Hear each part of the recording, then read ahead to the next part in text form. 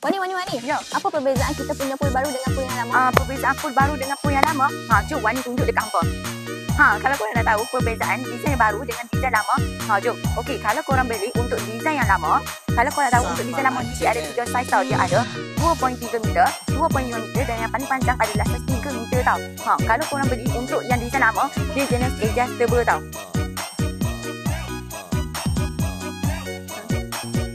Nampak? Kalau yang ni korang kena adjust, korang kena pulas dan korang adjustkan dia sahaja. So yang ni adalah untuk desain yang lama. Okey, kalau korang beli just akan dapat dengan dia punya dengan dia punya plastik cat tau. Plastik cat ni untuk apa? Dia lindung daripada renjatan kilat. Desain yang lama ni dia jenis yang bulat. Okey, nak tengok desain baru, jom Wani tunjuk dekat hampa.